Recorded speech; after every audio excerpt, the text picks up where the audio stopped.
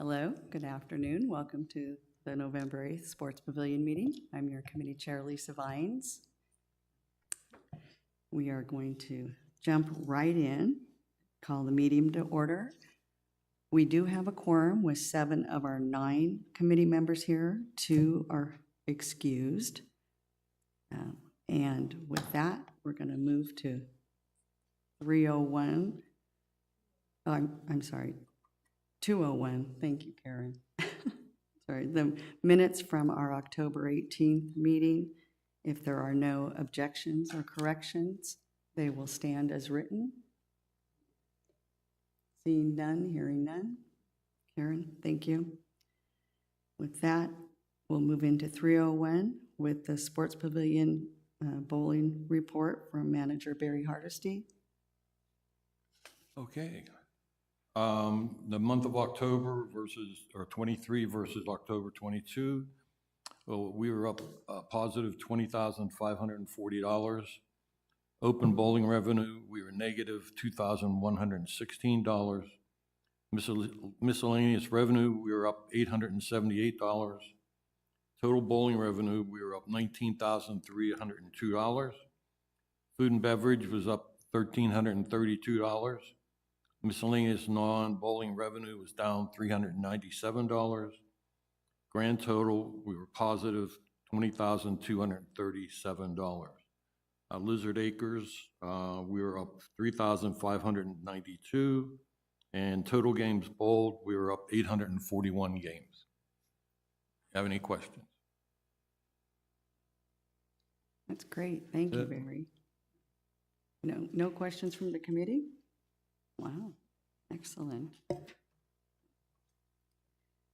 So with that, we'll move into 401 with a Lizard Acres update. Oh, I'm sorry. You know what, Cliff? I already crossed your line item off, your agenda item off. But I know you wanted Terry up here, but I guess I'll just have to do. I apologize. I know we wanted Terry to do the report, but okay, we're going to let you do the financials, Cliff, with 302. Okay. Well, thank you, and good afternoon, everyone. Let's go through the September financials. At the beginning of every meeting, Barry does an operations report that kind of talks about the top line in terms of the revenue operations and what's rolling through the Sports Pavilion. He kind of does that real time. So he always, spoiler alerts my financial presentation every month, but that's okay. But that being said, let's talk about September.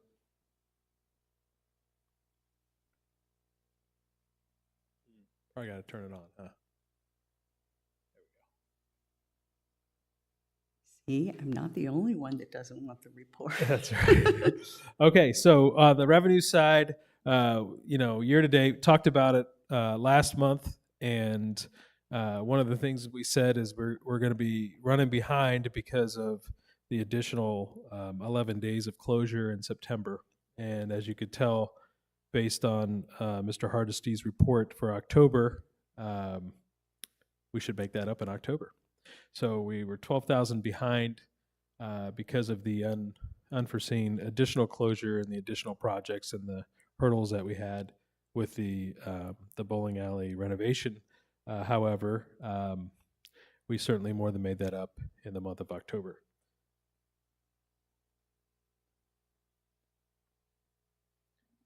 On the expense side, with the closure, obviously we had some savings as well. So that being said, we had 35,000 favorable savings year to date in the Sports Pavilion, for a total of 20,000 favorable.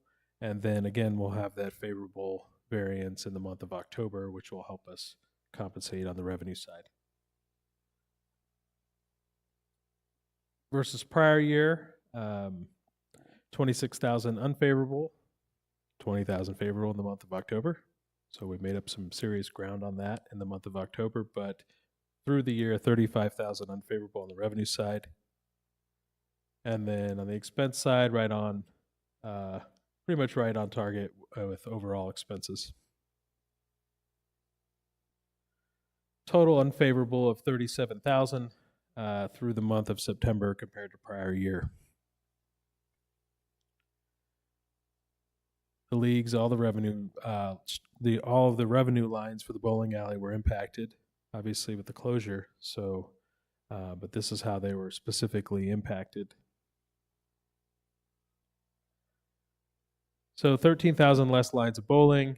However, the average rate increased, which we budgeted, and increased bowling fees. And then no real notable variances of expenses to prior year. And that is the year-to-date presentation for the financials for the bowling alley and the sports pavilion. Thank you, Cliff. I do have just a couple of questions, and I'm sure hoping I have the answer, but you don't have to click to the slides. But Okay. The income from operations, actual versus prior, and the summary of revenue, the -37 and -35, was that just because of the closure, or? So yes, well, on the expense side, we budgeted those increases. So the unfavorable variance in there is due to just the salary increases and the sort compared to prior year. On the revenue side, yes, the revenue side was 26,000 unfavorable to prior year, and that is due to the closure. But again, Barry reported today that for the month of October, when I present that next month, we should gain 20 of that back.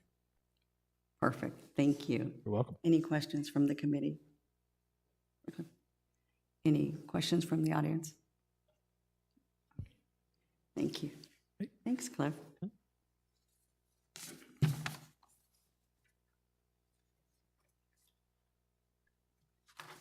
And we will welcome Carl Wilhelm to the mic to talk about Lizard Acres update, 401. Last week we had another meeting and just progressed the agenda for design discussions, confirming the equipment. I'm happy to say that we included Bob Edge in our discussions, and he was so nice to have in the committee that we're inviting him back to stay on the design team. So I think we had a productive meeting. I think the point that Joe and Bob took was to make sure that we had discussions with some of our active staff members in the sports pavilion and get input from them, since they either work in the area or they're the bartenders. I believe Joe and Bob did a great job in representing staff and bringing their ideas to the table. I'm not going to say that the information gathered was productive towards a change. I think we addressed any concerns that we had from that, but other ideas were brought up that helped further the design side of the Lizard Acres pub along. This week, I've had the opportunity to meet with the architect and engineers. We were in the sports pavilion for a little over an hour. We shared the latest and greatest information from our design team meetings. We walked the room. We went to take photos of all the electrical panels, discussed air conditioning. In fact, the engineers went on the roof to investigate the air conditioning. We discussed an area on the plans that the architect had to provide, which is a fire corridor, and it does affect the locker room a little bit. So there's a small hallway that will need to be built on the back side of the locker rooms, so that anybody in the pub for an emergency exits through a fireproof hallway and out to the pool, and there's no chance of them going back into an emergency situation into the locker rooms or the sports pavilion's concourse. So that was determined. And then a follow-up phone call from architecture. I did a tally on our estimated cost for this project. I believe at last committee, I was pretty excited to say, hey, we're going to do our best to reduce costs I'm pretty confident that the 225,000 will be needed for this project. So if we find the avenues as we continue down the road to find any cost savings, I'll make that known. But right now, we are turning that budget in at the $225,000 mark and hoping for a nice approved project with the governing board at the end of the season. Great, thank you, Carl. One thing I'd like to point out, that's an excellent report. That this is, I think, the third year for Lizard Acres, or going into fourth year? Third year? Not quite. Third year max. Third year max year, right?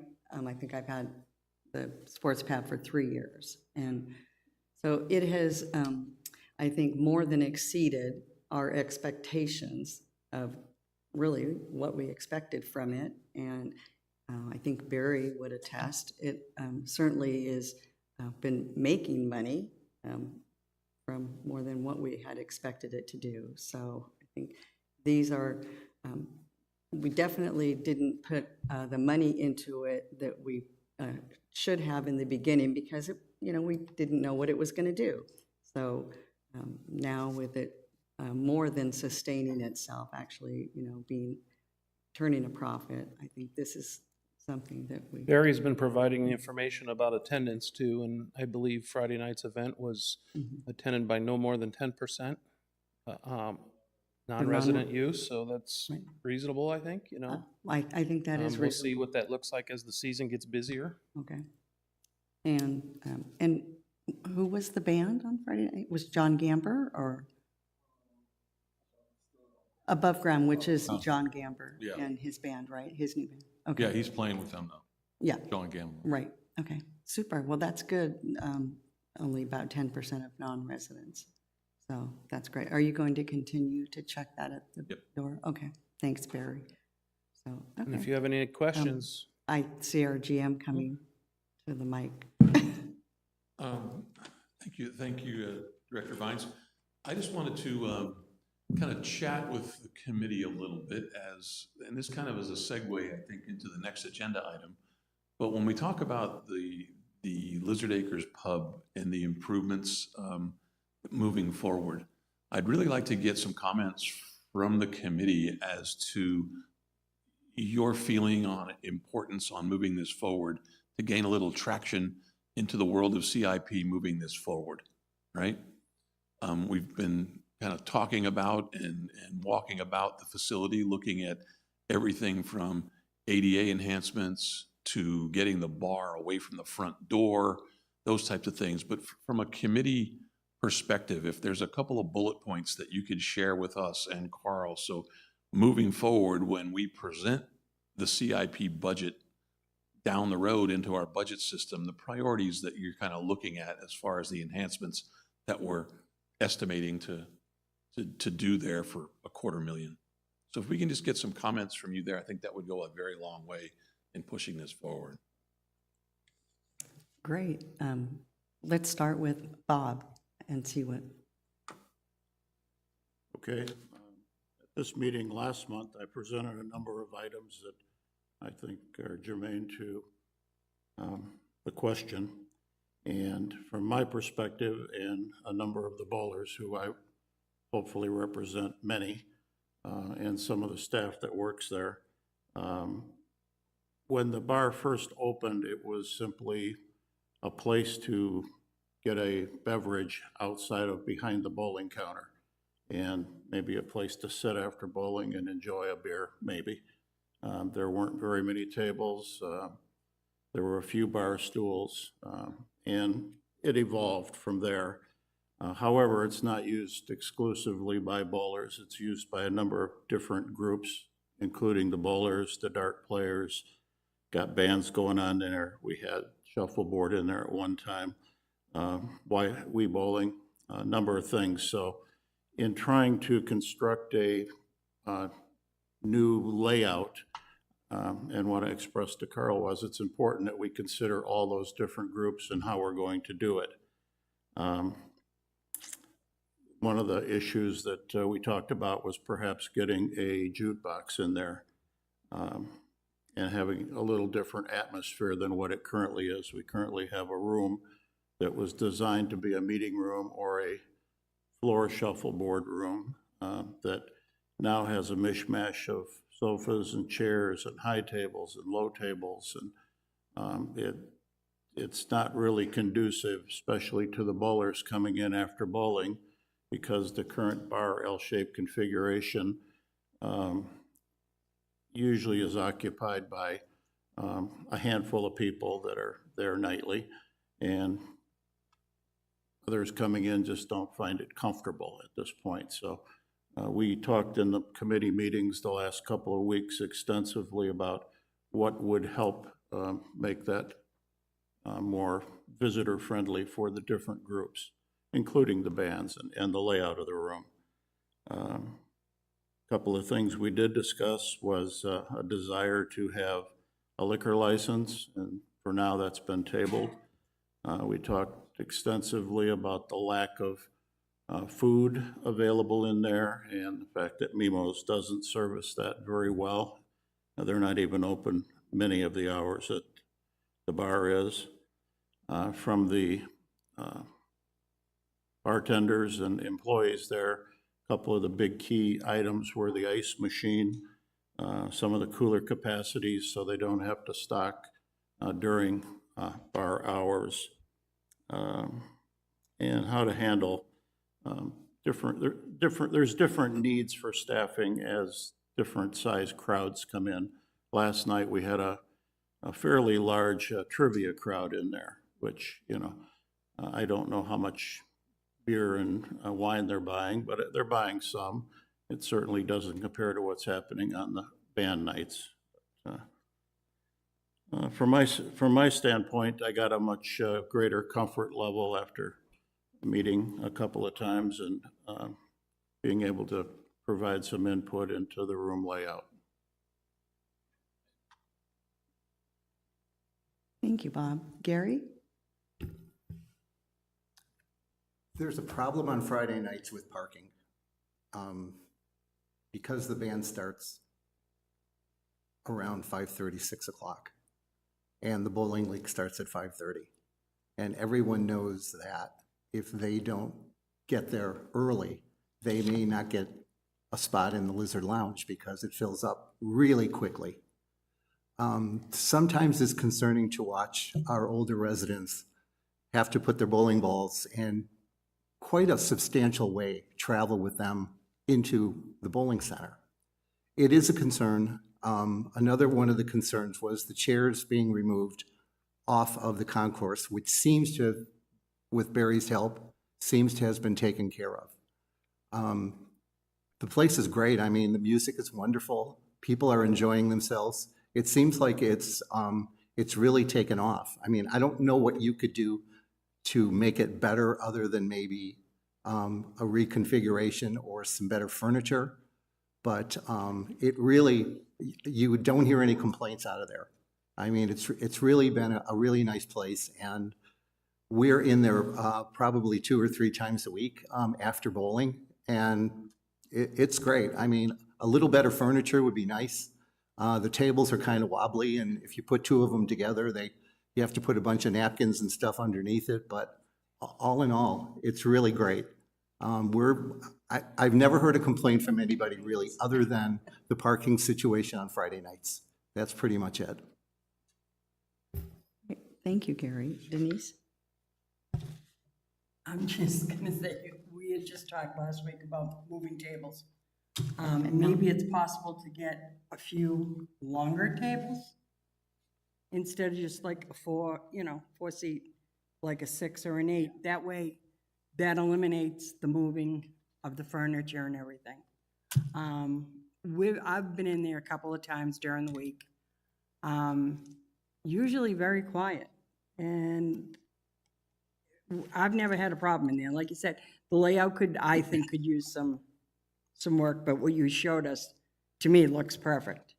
Sorry, go ahead. No, and I will say positively, that's a great point that you brought up about the table, because at the last meeting that we had, we determined to not produce like 4x6 consecutive long tables, but to actually make a static long table like a lot of the modern bars in the area are doing, and have stool seating on either side, and basically it's replicating the size of the bar, Right. and it's keeping it static so that we stay ADA compliant. And I want to say that it got a great response from everybody in the committee. So that takes, I'm going to say about 1/8 of the seating and locks it in place, and then we don't have all that moving. So thanks for that input. Yep. And like I said, the design you've come up with, I have a little concern about adding a dartboard. And I know people that play darts. Okay. So we came to consensus to keep it at 3. I will provide electric, which is technically already there, but move it a little more convenient. If the dart community proves that it needs, just like other community members prove that they need, and we make adjustments, at least I have a space for a 4th board, but we have agreed that we're moving forward with 3. Okay. And that's it for me. Thank you.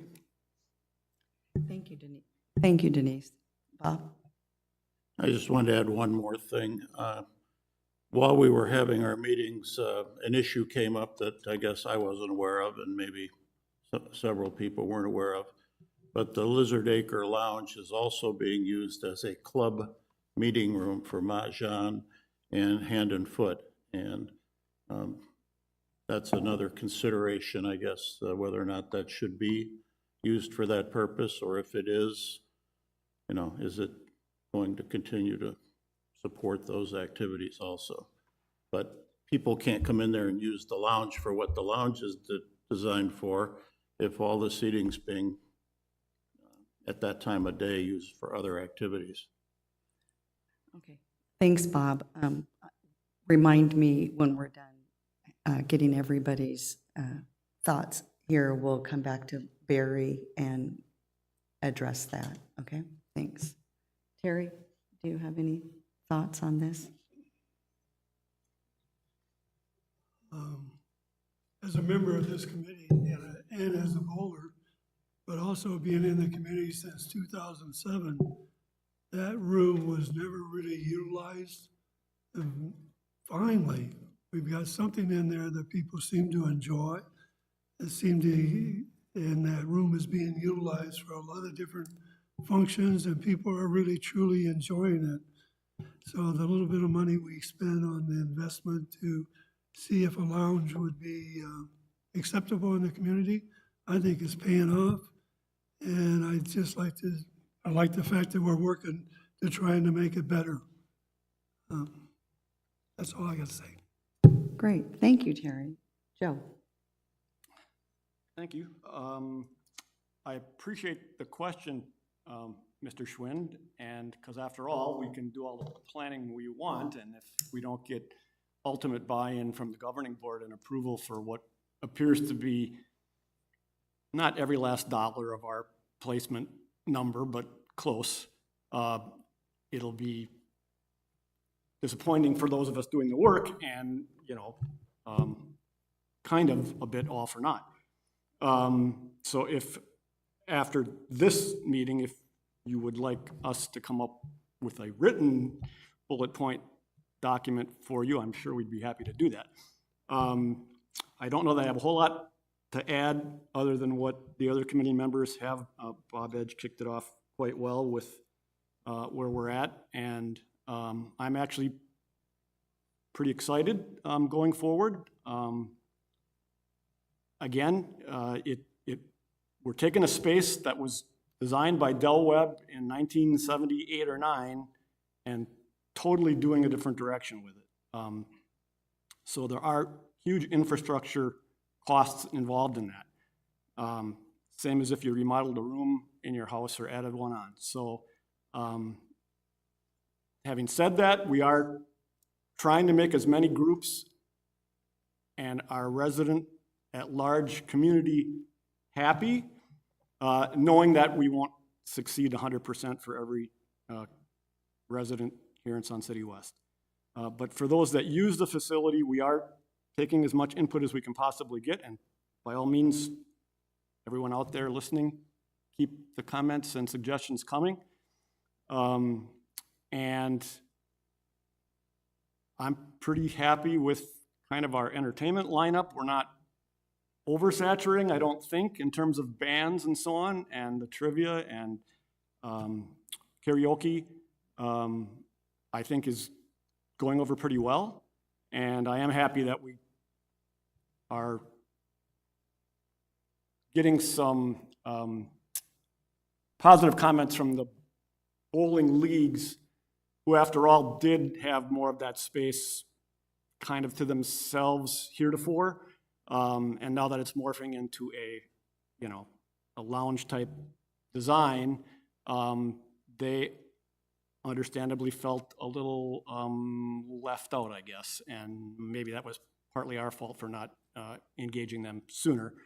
But now with this new table design that we're basically looking at now, the latest iteration, they seem to be happy with that, and understanding as well that on Friday night, that's probably not going to be their after league gathering place, because the seats are going to be filled. But other than that, I'm pretty happy going forward with what we have.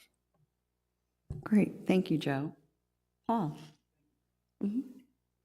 Carl, the last time we met, I thought you made a very poignant comment. You said something to the effect, we've got a lot of things, we've got this big circle kind of, and you said we need to get more focused on exactly what we want this facility to be and what it's going to entail. And for Mr. Schwinn, what I'm saying is that, we've talked about a handful of things that this facility is going to provide support for. I think the key is to hammer those things to show how we are benefiting our members. I think that was very, very poignant. Thank you. Thank you. So in the next portion of the agenda, you'll have the opportunity to give a recommendation Right. to the governing board, which this is our last opportunity for budget review. Until the next phases and the next months come along, but since this is an over $50,000 project, it'll be reviewed throughout the whole entire budget season. But we're getting ready to wrap up this initial list that I'll share with you today. Great, thank you, Carl. So with that information, and I think we have quite a bit of information to be able to move forward to the governing board, and I have a recommendation. So with that, it is our responsibility, and I have to take it forward to the governing board. So this committee has to come to a consensus, one way or the other. It's just yay or nay. I'll read the recommendation that we'll move this forward to the governing board. And it's just our only agenda item on the capital improvement project is Lizard Acres. So with that, the Sports Pavilion Committee recommends that the governing board approve the proposed fiscal year 2024-25 capital budget item as presented in November 2023 for the Lizard Acres bar room renovation and equipment in the amount of $225,000. And I'm going to start with you, Bob. Yes. Gary. Yes. Denise. Yes. Terry. Yes. Joe. Yes. Paul. Yes. Great. Thank you. Karen, 1, 2, 3, 4. That's a vote of 6. We'll move forward to the governing board, the recommendation. Great. Thank you so much. And my only closing comments are, you have the document in the agenda line item for the proposed capital budget. It's there so that every committee sees the same document, and that's our total budget being requested to be given to the general manager for the 24-25 fiscal year. And I wanted to thank you, Carl, and the committee that worked on this, your committee that worked on this, and Joe and Bob, thank you for stepping up with them as well, and all the effort you put in. So this is definitely will continue. I appreciate that.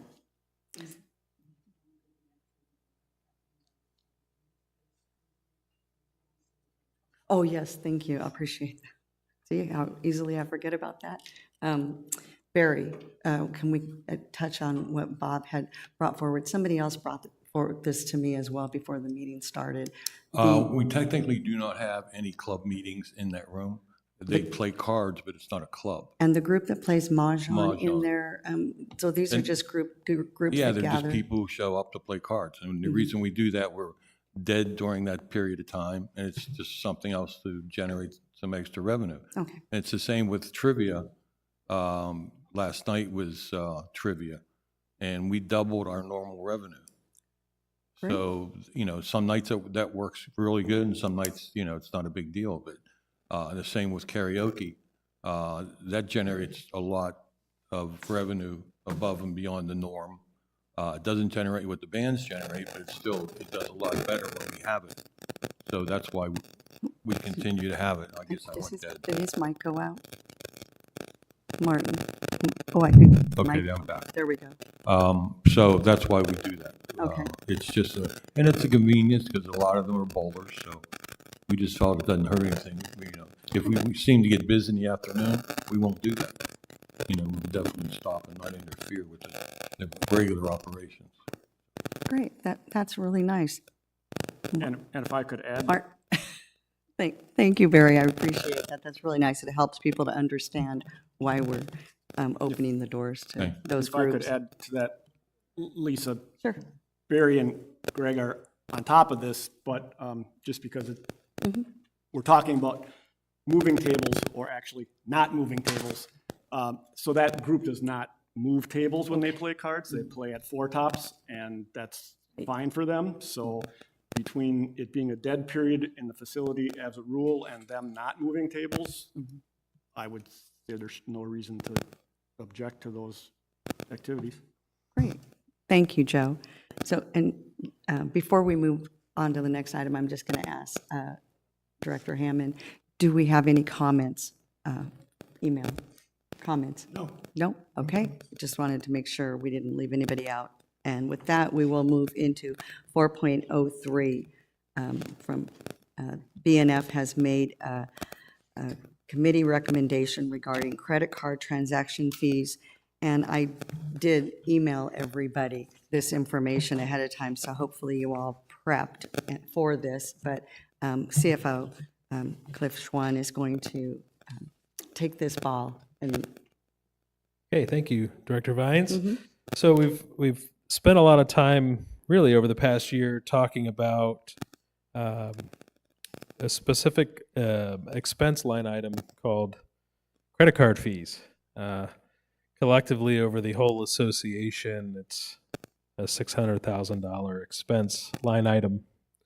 So the Budget and Finance Committee, as part of their role, is looking at all the expense line items. And the question on this line item is this an expense that we need to continue to consider as an operating expense? Or is this an expense that is a convenience to the people who use credit cards, and should they pay for that convenience? So there's a lot of different philosophies and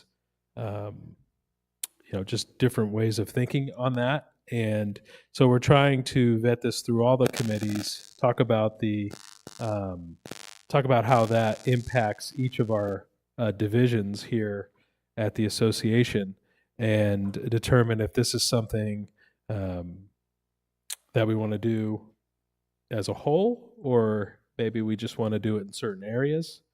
So with that, I'm going to go through a credit card presentation that we presented throughout in this process, and talk about kind of what some of the collateral effects of this would be if we did it, and it helps in determining on whether we would like to do it or not. So we'd like to have a recommendation from Sports Pavilion and Lisa and your team here and in your committee, and see if this is something that you would like to move forward with when it comes to the Sports Pavilion or not. So with that said, I'm just going to go through I'm going to go through this high level just to because a lot of this stuff doesn't pertain to the Sports Pavilion, but some of it does. So again, what are some of the benefits of credit card fees? Well, we collect our money quicker. We process customers quicker at points of sale.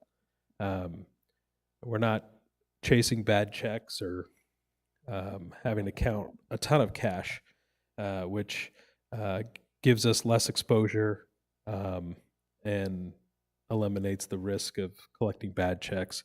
Also, it's just kind of the way of the world right now. Electronic payments are the way of the world. A lot of places you go to, you can't even pay with anything other than plastic. And then if we're moving into, a society where all you do is walk around with this, that's not necessarily conducive to collecting checks and cash. So with that said, there's a lot of benefits to the association. And, we like to say if it benefits the association, then it benefits the members. So, but, we talked a little bit, Lisa sent you some information on the law, but basically it's only been roughly 2 years or so since you've been even allowed to collect credit card fees, processing fees in the state of Arizona. So it's kind of a new thing. And some of you probably see it at some of the different places that you may go to. There may be a restaurant or somewhere that is saying, hey, we're going to charge you a processing fee. So you're starting to see a little bit more out in the society. And there's a lot of communication going on right now, legislation that's being talked about when it comes to credit card fees and how those fees can be passed on. It's made a pretty sizable impact in inflation because during COVID, a lot of places eliminated cash and checks, and then, of course, the banks saw that, and what are they going to do? They're going to capitalize on that. So that expense gets passed along in the form of higher prices. Higher prices affect inflation. And when credit card fees are 3% and you add 3% onto your pricing, well, you've already outpaced inflation for the last, I don't know, probably 5 or 6 years from 2016 to 2022, simply by increasing your prices by 3%. So anyway, it's made a huge impact in society, and society's starting to deal with it.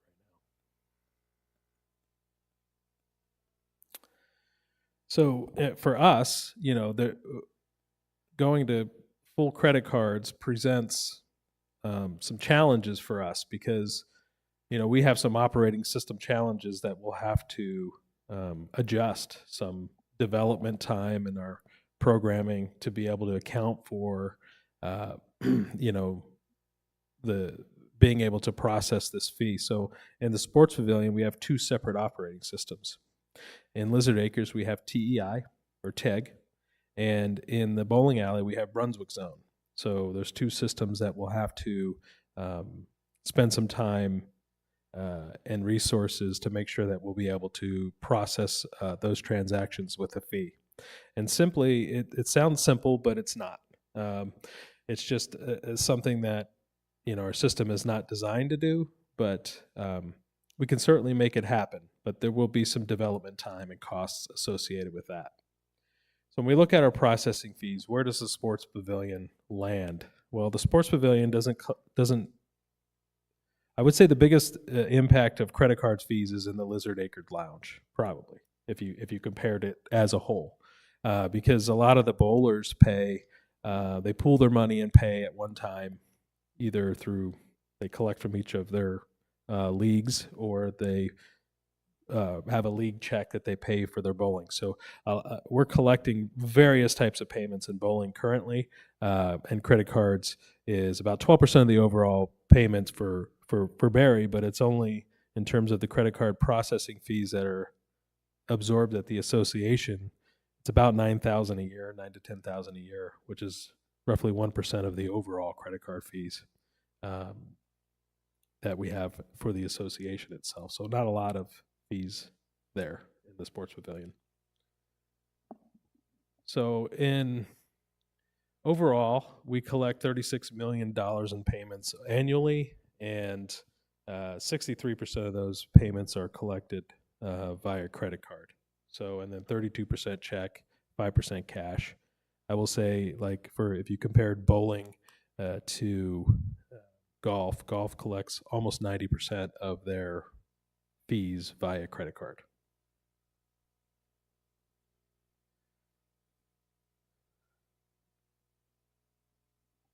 So if we decided to collect a processing fee, that would push more people to cash and checks. So there's a cost associated with that. Again, the impact there is not as large in the sports pavilion because we're already collecting a pretty large percentage of our payments for bowling, comparatively with the association already collecting that in cash and checks. So there's not a lot of changes operationally in bowling.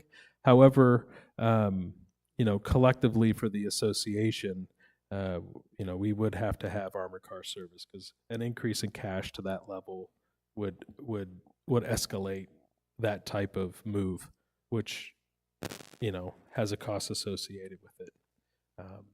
But again, in the sports pavilion world, in terms of operations, not a lot of changes there. So not really impacting the sports pavilion the way that it would impact golf, for example. We've had a robbery back in, I think it was, I don't know exactly what year it was. I think it was like 2015 or 16, where we had someone come and clean out a couple of our safes and just put a picture up there to show the additional exposure associated with cash and checks. So that's something that we have to consider in this as well. But I guess what I would say is ultimately for the sports pavilion, my question to you and your committee is this something, that you foresee that you would like to do in the sports pavilion to recover that cost, or is the benefit outweigh the cost in the sports pavilion? Is there going to be a barrier to a sale there? Is someone going to say, I can go to Sun City and golf, they don't, and bowl, they don't charge me an additional 3%. Is there going to be an impact on your sales, that kind of thing? So it's all things to consider in your consideration. So. Great. Thank you, Cliff. Appreciate it. So with that, with Cliff's presentation and the information that I sent you from Director Rhodes, quickly, we're going to go around the horn once again. And I'm going to start with you, Paul. And, okay. Quickly. Can you give me an idea of No. Well, it just depends. So, and we don't collect a ton of checks as an association as a whole. I would say in membership, we collect as a percentage, probably the highest percentage in every area. In bowling, we collect checks. How many bad checks or how many bounce checks have we had in bowling? Maybe 5 the whole year? 2? Okay, so we had 2 last year. So again, there's not a lot of impact with the dynamics, the payment dynamics in bowling, because again, bowling is, a lot of that stuff is paid on a group level, so they're not swiping individual credit cards, which is why the credit card fees are so low in terms of a percentage of the revenue. Very low. So we're talking about $10,000 roughly in an expense for the year. And, so I would say that in bowling, if it doubled to 4, it wouldn't be a big exposure. So hope that answers your question.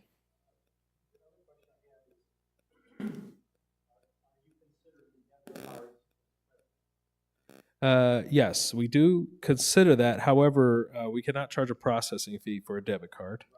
Illegal. Yes. So, but when we did the statistics, it was all for credit cards.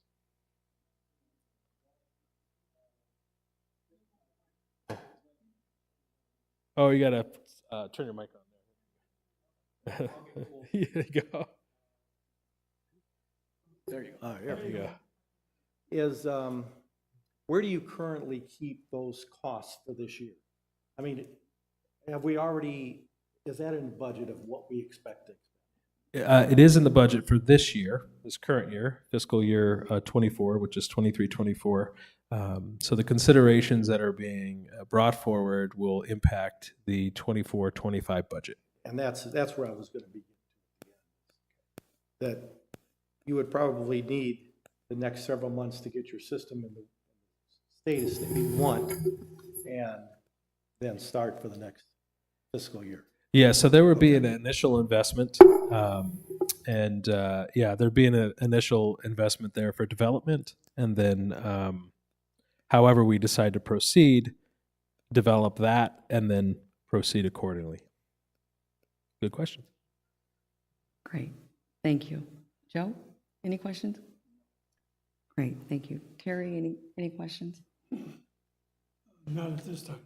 Great, thank you. Denise, any thoughts? No, no, No. thoughts or questions? Questions, thoughts, anything? Thoughts, I don't like it. Oh, no, please, let us know your thoughts, how you feel about I this. just think, membership goes up every year. And we know it's not all restaurants that are charging that 3%. It's only a few that actually do. I just don't see the benefit of it at all. Thank you, Denise. Gary? At this point, I have no opinion as of this particular moment. Okay. I'm but- not really sure that I would say yes or no at this particular time. Being we only got this a couple days ago, what we were seeing, I guess I really haven't digested it a lot. Sometimes I like to go talk to the membership at the bowling center and ask them what they think, because it really is a membership responsibility, we can have our opinions and we can vote yay or nay, but it still is the members who fill those chairs that it's going to affect more than it's going to affect just a couple of us. And I respect that, but this was dropped into the governing board lap I get it. on I Friday, understand. and so I passed it on as soon as I could. But yeah, thank you, I appreciate that. But we are going to have to give a yay or a nay when we're finished with this, so. Okay, well, thank you when we get there. Bob? I agree with Denise's comments. Okay. And additionally, I don't think the rec center has any impact on the budget overall. So I'll speak more in terms of outside of the rec center, golf and other things. My opinion is we should adjust our fees to reflect the cost. And if part of that cost is a surcharge for credit cards, then it should be baked into the cost of golf or whatever. It's a simple algorithm to figure out how much you need to raise golf. In fact, I thought we already raised it $1 to cover this a year ago. And if we didn't, maybe we ought to raise it another $1 or $2 and not go through all of this hassle of trying to come up with a surcharge. And so I'm definitely not in favor. Thank you, Bob. I believe you are correct. The golf committee addressed this, I believe, last year.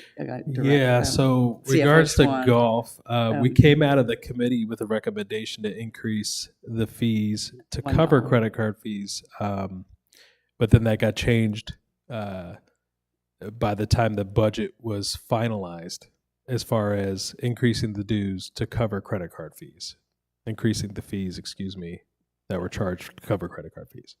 If we look back, I don't believe we took the dollar out of the fees, the golf fees, if we go back. I think they're getting hit twice, so that's on us, but that's the golf committee's.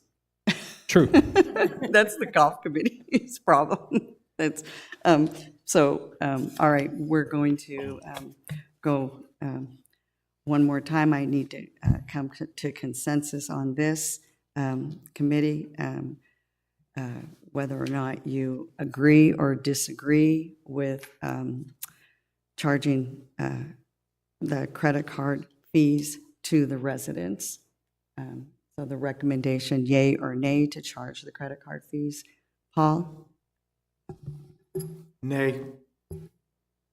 Joe? No. Terry?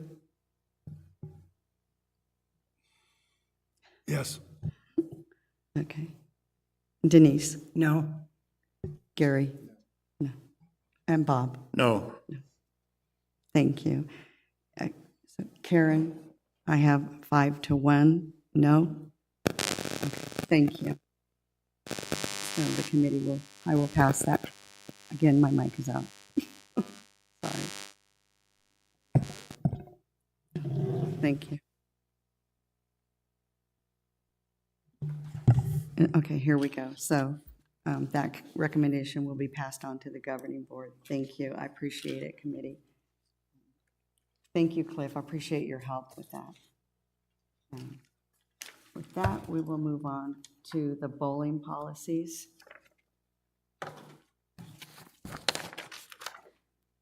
We'll move right into B01. There are minor red line corrections to this policy. You've had them for quite some time. If there are any objections to the red lines, in 1.0, we are removing and, we are adding and B05. Any issues there? Just I have some comments. with just 1.0? Yes, with the first general paragraph. The BO2, 3, 4, and 5 are referenced, and underneath is basically the titles of those particular policies. They mostly are incorrect. They are based on the old policies. BO2 is entitled Resident Card Holder Guest Bowling. BO3 is called Non-Resident Bowling, which is the senior needs to be removed. BO4 is called Bowling Tournaments and Bowling Special Events. And then BO5, the last two, is the correct title is Bowling Leagues, not League Bowling. Karen, we didn't carry over the title of the policy changes in this, so we can do that. We'll make those. Correct. Correct. Is that acceptable? Thank you, Paul. So we'll move on to second paragraph of 2.0. Sports pavilion monitors / leads shall have discretion regarding any daily sports pavilion activities / or participation. Any comments? Barry, I do, Director. Barry, can you give me a little bit of an explanation of what that actually means or what that includes? Well, they act as a supervisor. So if we have a problem with a lane, customer or breakdown, we need to make a decision. Normally they'll call us or they're allowed to make the decision. If they have trouble with the center, they have a right to supervise the employees and make decisions regarding that. So it's not making any financial decisions for sure. It's just operation of that at that time. Basically operational issues. Right. Thank you. Thank you, Barry. Appreciate it. Any other comments? With that, may we move BO1 with the stipulations corrected by Paul forward to the governing board? I'll start with you, Bob. Yes. Yes. Terry. Yes. Joe. Yes. Paul. Yes.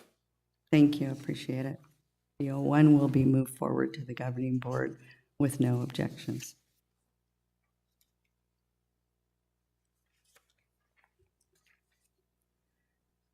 We'll move on to BO3. BO3 this was originally BO2 because we added, BO2 became a new policy. BO3 was renamed BO3. We've removed senior from the title, so it's senior resident bowling.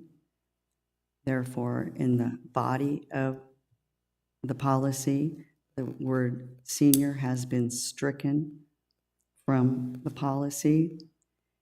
Then when we move into 3.0, we've added non-resident bowling.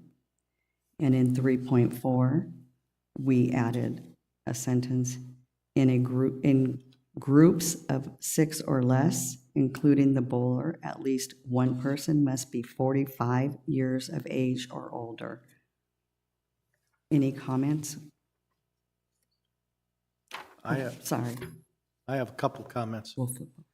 One, it's not redlined, but for consistency purposes, the 5th line of item 1.0, where it says RCSCW cardholders, to be consistent with BO1, I recommend that be changed to resident cardholders.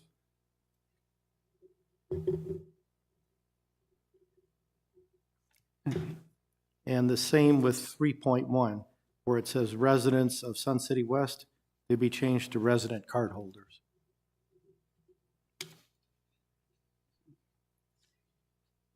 Any objections? Karen? 3.1, the first 4 words, whatever it is. Where it says residents, it should say resident card holders.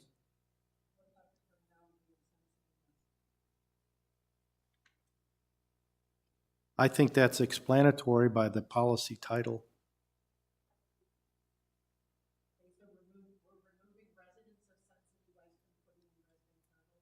That's my recommendation.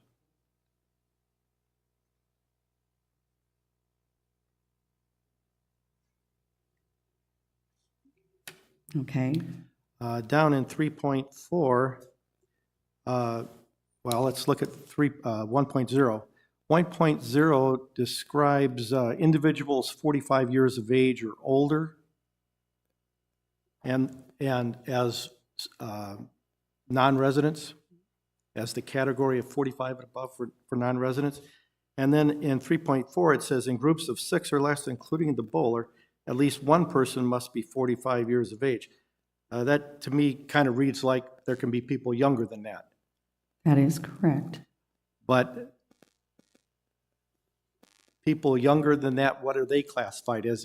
Are they non-residents? If they're coming with one bowler that's 45 years or older, this was voted on at the June meeting. If they're coming with a bowler that's at least 45 years or older, they can have at least 6 in their party, and this came out of because they wanted it designated. And Barry, I believe you can jump in here as you wish. They wanted the group size clarified. Right, I got that. Well, my point is that we identify non-residents simply as 45 and older. This sounds like it's 45 and older that have guests. We don't have any policy for guests for non-residents. No, they can bring people in their group. They can have, and that was the problem, they could have more than one person in their group come and bowl. But they wanted a group size, and this was a request from the bowling alley and all the residents that showed up at our June meeting. This came from them. They wanted a group size designated. I So got we came up I with got it. that. I'm just saying. We that- can't control, if they want to bring in people that are younger than 45, they are non-residents, at least one of them must be 45 years or older. I think what you mean is if somebody walks in off the street. Yeah, that's what this is about. Okay, so as long as you have one person that's 45, they can bring in other people with them. Doesn't happen very often, very seldom really, but it can happen. Okay. Right. Right, right. We just have, I wanted to get through this. Okay, Lisa? so, Lisa? yes. I think a bigger issue related to this might be in 3.1, where we're talking about filling vacancies for any team or league, giving priority to residents over non-residents. In spirit, I agree with that 100%, but in practicality, that became a hot issue in one of our leagues in the past few months, where a lot of the non-residents were given an impression or got the impression that they were going to be excluded in favor of Sun City West residents. And I think the language of filling of the new vacancies, it would be new vacancies, not necessarily booting old incumbent league members out. And maybe this language covers that, maybe it doesn't, but I know it was a emotional thing at that particular meeting. And I'll let Gary or Pete comment further on it if they want. Okay. They were both in the meeting. And you're saying that's in 1.0? Oh, 3.1, I'm sorry. I heard 1.0. Okay. Do either of you want to talk about that? I know, Paul, this was a hot button at one of your meetings. So the problem is our residents do have priority. Our residents have to come first. We have to protect our residents. We can't say that a non-resident comes before a resident. I don't know about you, but as a governing board director, I certainly don't want to go out there in the community and have a resident, I've been there, done that, have a resident come at me for that reason. As long as it's for a new opening, I'm in agreement. If we're talking about, we have several teams in the Classic League as an example, that the whole team are non-residents. And so if they lose a bowler, in that particular league, it's you qualify by a team average to participate, and there's a team max. And everybody wants to try to get the best bowlers on the team to bowl with the highest team average so that they're more competitive. And if a team is to, the issue at the meeting was, if a team's to lose a bowler, are they going to be forced to go to some sign-up list with Sun City West residents on that list and be forced to take one of those names of let's say a person's got a 200 average versus they're looking for a 220 average bowler, and they know a person that'll fill that. Do they have that right?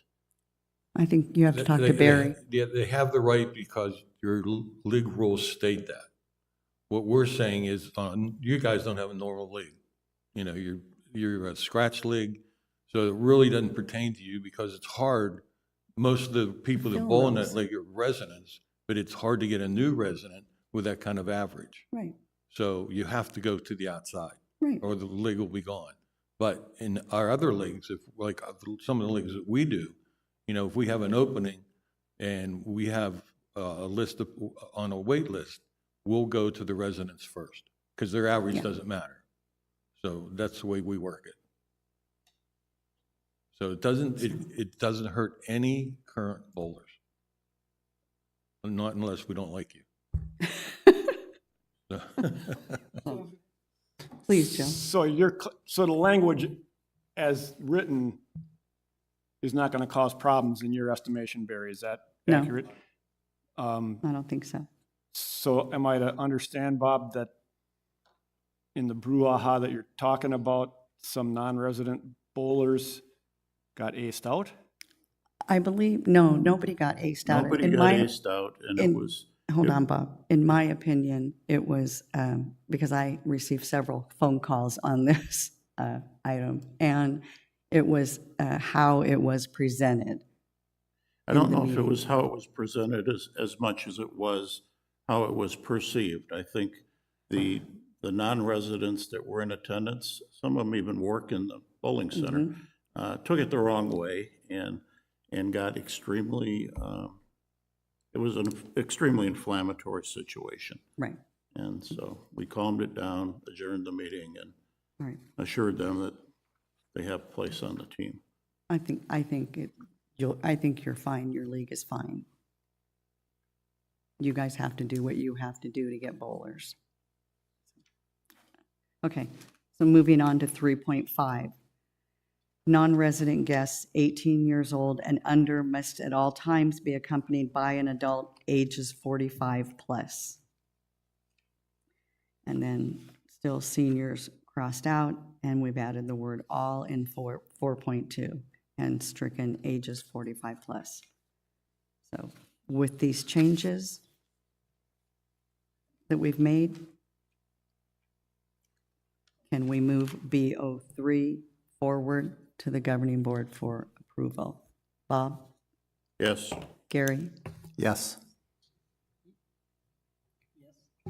Denise? Terry? Yes. Joe? Yes. Paul? No. Okay. Karen, I have a vote of 5-1. With that, we will move BO3 forward to the governing board. Thank you for your work on BO3.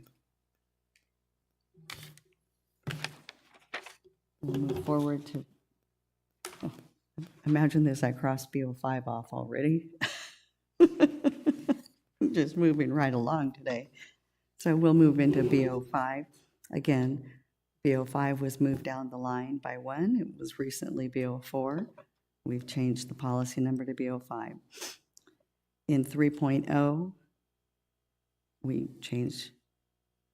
referenced /BO2, made it BO3, /senior non-resident bowling to non-resident bowling. 4.0, same thing, same comments. In 5.0, remove 03, added 04, and that is it for the changes on 05. Oh.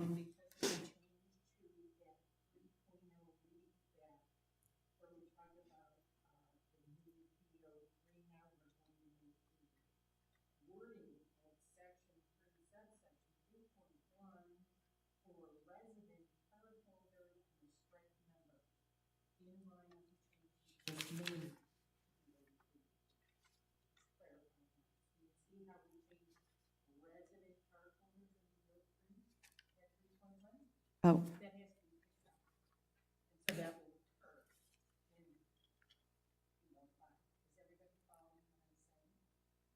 Okay, got it. Yep. Yep. Thank you, Karen. Appreciate that. So with that correction added, and with the current red lines, any comments or questions on BO5? Okay. Paul? Yeah, I'm just, going to turn your microphone off. I'm a little confused. I'm just a little confused why we only reference 3.1, because all of 3 applies to non-resident bowling. Wait, I'm sorry. know, Wait, what? What is- In paragraph 4, or paragraph 3, I'm sorry. Okay. uh, You mean we- 3.0? Yeah, 3.0, where we say BO3, section 3.0, subsection 3.1, blah, blah, blah. Well, all 3.1, 3.2, and 3.3 all apply to Barry's authority to determine bowler eligibility, non-residents as well as residents. I'm just saying that I'm not all following. of section 3 should be included, not just 3.1.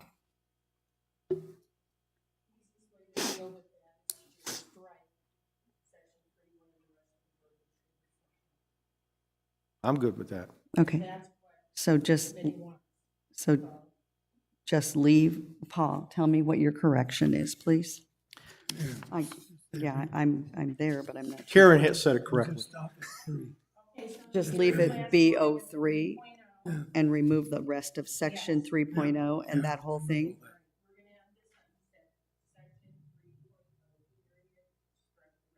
Oh, that's what I thought it was, but you wanted to strike the whole thing. Yeah, should just strike. Okay, Karen, can you please read that for me? So we can move forward with this change? The whole 3.0, Okay. 3.0 then would read, a contract between the association and league officers shall be executed and contain language fees, days, and times bowled, number of weeks bowled, number of lanes required, and age restrictions on bowlers. All such contracts shall be reviewed by the general manager or his/her designee. Refer to policy B03. Section 3.0. Has to stay in there, section 3.0. Section 3.0, Right. yes. Sorry. That's what I thought. Okay, Very good. now with those corrections. Right?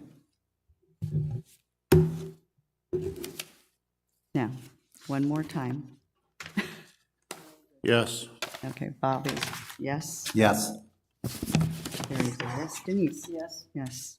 Terry? Yes, Yes. Joe? Yes. Paul? Don't you say yes.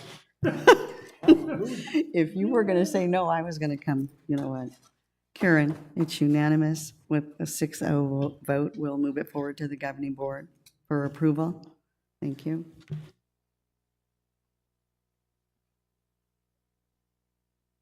Terry, do we have any online comments? no comments. Oh, any comments from the audience? Y'all are awfully quiet. Okay, any director or any committee comments? I apologize. Trying to promote everybody. Wow, okay. With that, our next meeting is, oh, I just asked. I already asked that question. They didn't have any. I told them they were awfully quiet. I know I've been a little bit out of whack today, but, so our next meeting could possibly be December 13th. Stay tuned, because, you know, if there's nothing major on the agenda, everybody will get a reprieve for the holiday, possibly. So, thank you so much for all the work we put in today. I greatly appreciate it. Have a wonderful day. Meeting adjourned.